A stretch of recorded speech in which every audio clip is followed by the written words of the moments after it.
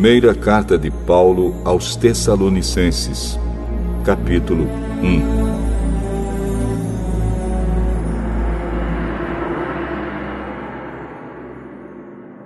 Eu, Paulo, e Silas e Timóteo, escrevemos esta carta aos irmãos da igreja da cidade de Tessalônica, a vocês que estão unidos com Deus, o Pai, e com o Senhor Jesus Cristo.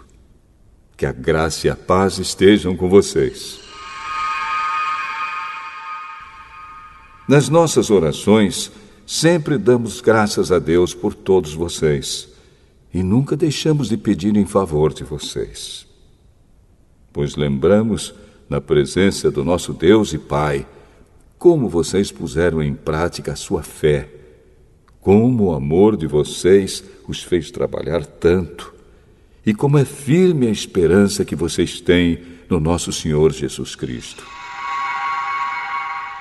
Irmãos, sabemos que Deus os ama e os escolheu para serem dele. Pois temos anunciado o Evangelho a vocês, não somente com palavras, mas também com poder, com o Espírito Santo. E com a certeza de que esta mensagem é a verdade. Vocês sabem de que maneira nos comportamos no meio de vocês, para o próprio bem de vocês. E vocês seguiram o nosso exemplo e o exemplo do Senhor Jesus. Embora tenham sofrido muito, vocês receberam a mensagem com aquela alegria que vem do Espírito Santo. Desse modo, vocês se tornaram um exemplo para todos os cristãos das províncias da Macedônia e da Acaia. Pois a mensagem a respeito do Senhor partiu de vocês e se espalhou pela Macedônia e pela Acaia. E as notícias sobre a fé que vocês têm em Deus chegaram a todos os lugares. Portanto, sobre isso não é preciso falarmos mais nada. Todas as pessoas desses lugares falam da nossa visita a vocês e contam como nos receberam bem e como vocês deixaram os ídolos para seguir e servir ao Deus vivo e verdadeiro. Elas contam também como vocês estão esperando que Jesus, o Filho de Deus, a quem Deus ressuscitou, volte do céu. Esse Jesus que nos salva do castigo divino que está para vir.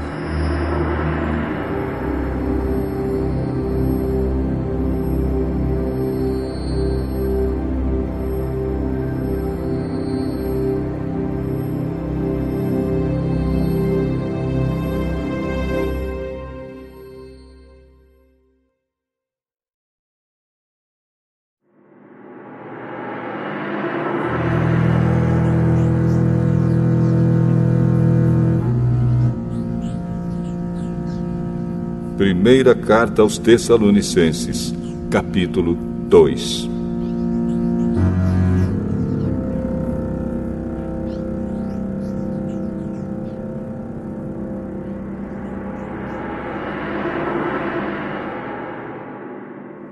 Vocês sabem muito bem, irmãos, que a nossa visita não ficou sem proveito.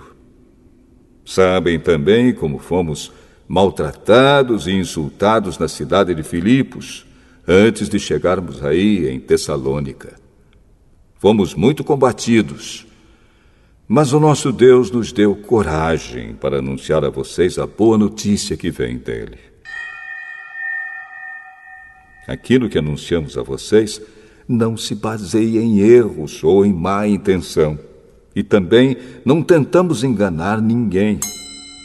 Pelo contrário, sempre falamos como Deus quer que falemos, porque Ele nos aprovou e nos deu a tarefa de anunciar o Evangelho. Não queremos agradar as pessoas, mas a Deus, que põe à prova as nossas intenções. Pois vocês sabem muito bem que não usamos palavras bonitas para enganar vocês, nem procuramos tapear vocês para conseguir dinheiro. Deus é testemunha disso. Nunca procuramos elogios de ninguém, nem de vocês, nem de outros. No entanto, tínhamos o direito de exigir de vocês alguma coisa, por sermos apóstolos de Cristo. Mas, quando estivemos com vocês, nós fomos como crianças, fomos como uma mãe ao cuidar dos seus filhos. Nós os amávamos tanto que gostaríamos de ter dado a vocês não somente a boa notícia que vem de Deus, mas até mesmo a nossa própria vida. Como nós os amávamos. Irmãos, vocês com certeza lembram de como trabalhamos e lutamos para ganhar o nosso sustento. Trabalhávamos de dia e de noite a fim de não sermos uma carga para vocês, enquanto anunciávamos a vocês a boa notícia que vem de Deus. Vocês são nossas testemunhas e Deus também de que o nosso comportamento entre vocês que creram foi limpo, correto e sem nenhuma falha. Vocês sabem que tratamos cada um como um pai trata os seus filhos. Nós os animamos e aconselhamos para que vocês vivessem de uma maneira que agrade a Deus, que os chama para terem parte no seu reino e na sua glória. E existe outra razão pela qual sempre damos graças a Deus. Quando levamos a vocês a mensagem de Deus, vocês a ouviram e aceitaram. Não a aceitaram como uma mensagem que vem de pessoas, mas como a mensagem que vem de Deus, o que de fato ela é. Pois Deus está agindo em vocês, os que creem. Meus irmãos, o que aconteceu com vocês já havia acontecido também com as igrejas de Deus na Judéia, com o povo dali que pertence a Cristo Jesus. Vocês foram perseguidos pelos seus próprios patrícios, do mesmo modo que os cristãos da Judéia foram perseguidos pelos judeus. Foram os judeus que mataram o Senhor Jesus e os profetas e também nos perseguiram. Eles desagradam a Deus e são inimigos de todos. Tentam até nos impedir de anunciarmos a mensagem de salvação aos não-judeus. Com isso, eles completam o total dos pecados que eles têm cometido.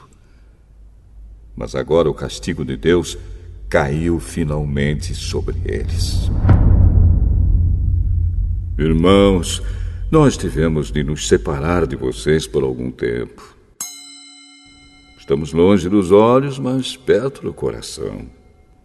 Sentimos muitas saudades de vocês e gostaríamos de vê-los outra vez. Por isso quisemos ir até aí e fazer uma visita a vocês. Pelo menos eu, Paulo, quis fazer isso mais de uma vez, mas Satanás não nos deixou. Afinal, quando nosso Senhor Jesus vier, vocês e ninguém mais são de modo todo especial a nossa esperança, a nossa alegria e o nosso motivo de satisfação diante dele pela nossa vitória. Sim, vocês são o nosso orgulho e a nossa alegria.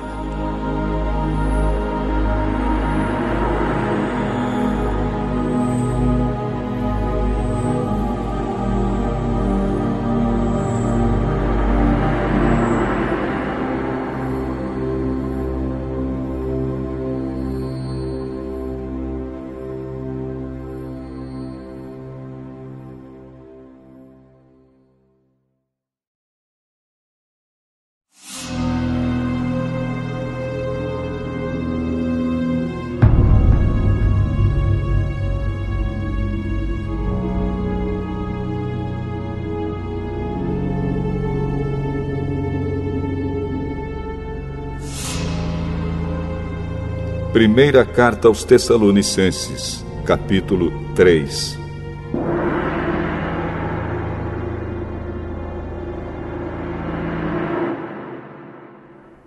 Então não pudemos aguentar mais sem ter notícias de vocês. Por isso, Silas e eu resolvemos ficar sozinhos em Atenas e enviar a vocês o nosso irmão Timóteo. Ele tem trabalhado conosco no serviço de Deus, anunciando o Evangelho de Cristo. Nós o enviamos para animar e ajudar vocês na fé, a fim de que ninguém fique desanimado por causa das perseguições. Vocês mesmos sabem muito bem que elas fazem parte daquilo que Deus quer para nós. Pois quando estávamos com vocês, nós os avisamos que íamos ser perseguidos. E como vocês sabem, isso aconteceu mesmo. Por isso não pude aguentar mais sem ter notícias de vocês e enviei Timóteo para saber como vai a fé que vocês têm. É que eu tinha medo de que o diabo os tivesse tentado de tal modo que todo o nosso trabalho tivesse ficado inútil. Agora Timóteo já voltou daí de Tessalônica e nos trouxe boas notícias a respeito da fé que vocês têm em Deus e do amor que vocês têm uns pelos outros.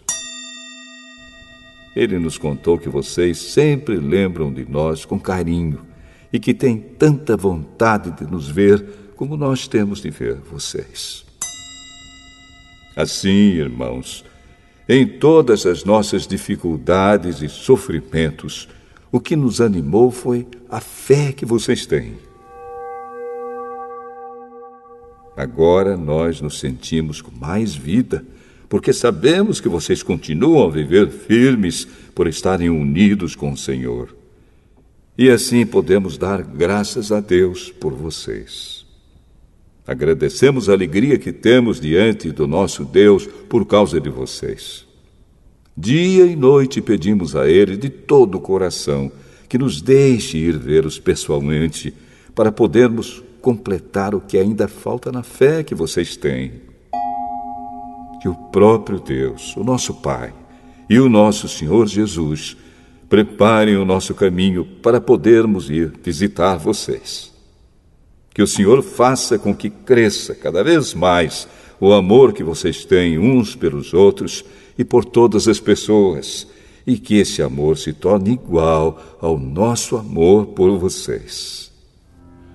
Desse modo, Deus dará força ao coração de vocês, e vocês serão completamente dedicados a Ele, e estarão sem culpa na presença do nosso Deus e Pai, quando nosso Senhor Jesus vier com todos os que são dele. Amém.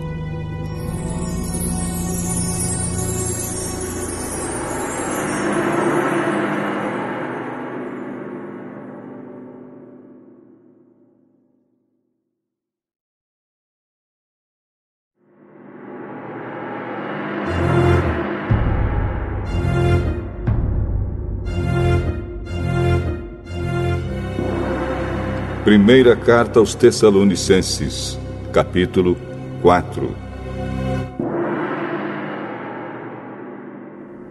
Finalmente, irmãos, vocês aprenderam de nós como devem viver para agradar a Deus. E é assim mesmo que vocês têm vivido. E agora pedimos e aconselhamos, em nome do Senhor Jesus, que façam ainda mais. Pois vocês conhecem os ensinamentos que demos pela autoridade do Senhor Jesus. O que Deus quer de vocês é isto: que sejam completamente dedicados a Ele e que fiquem livres da imoralidade. Que cada um saiba viver com a sua esposa de um modo que agrade a Deus, com todo respeito, e não com paixões sexuais baixas, como fazem os incrédulos que não conhecem a Deus. Nesse assunto, que ninguém prejudique o seu irmão, nem desrespeite os seus direitos. Pois, como nós já dissemos e avisamos a vocês, o Senhor castigará duramente os que fazem essas coisas. Deus não nos chamou para vivermos na imoralidade, mas para sermos completamente dedicados a Ele. Portanto, quem rejeita esse ensinamento não está rejeitando um ser humano, mas a Deus, que dá a vocês o seu Espírito Santo.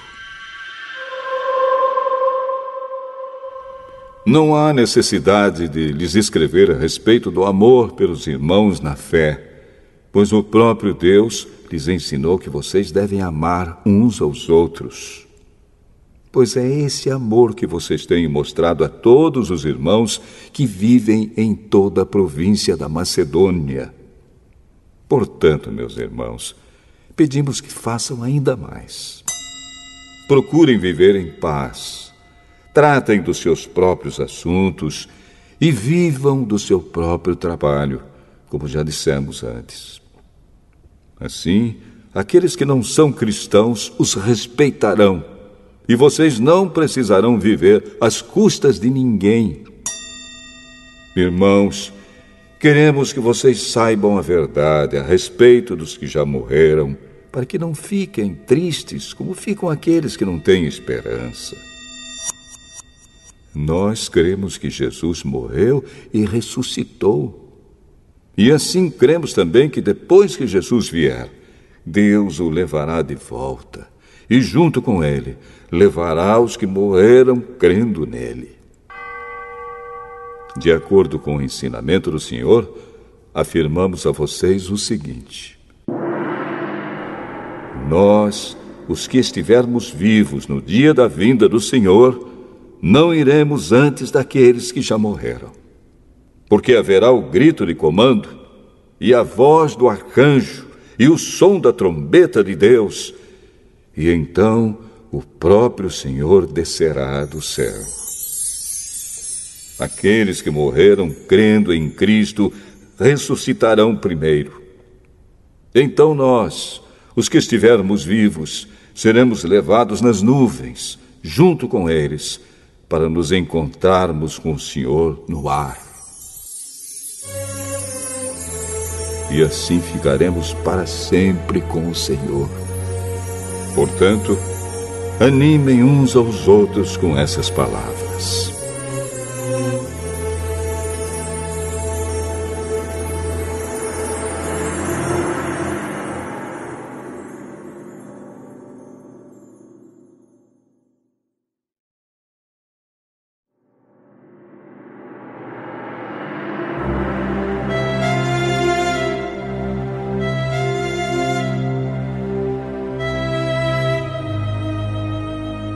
Primeira Carta aos Tessalonicenses, capítulo 5.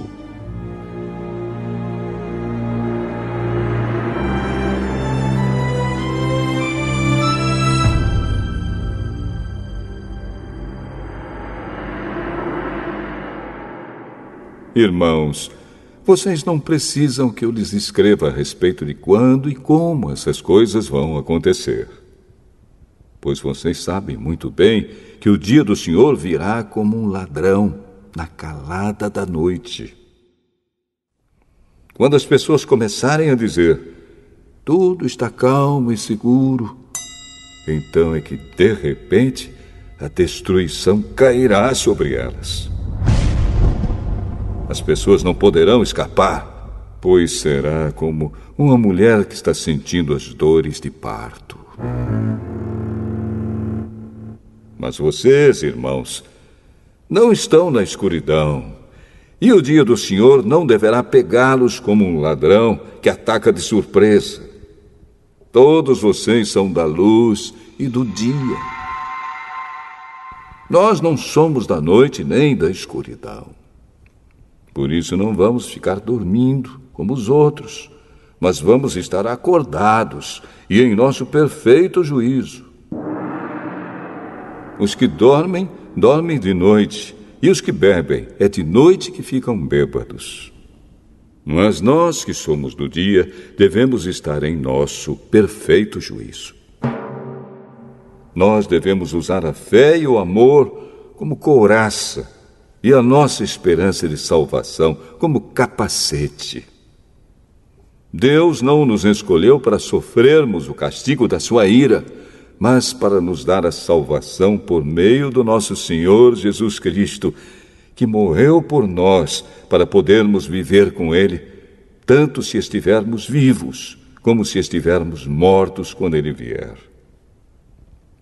Portanto, animem e ajudem uns aos outros, como vocês têm feito até agora. Irmãos, pedimos a vocês que respeitem aqueles que trabalham entre vocês, isto é, aqueles que foram escolhidos pelo Senhor para guiá-los e ensiná-los.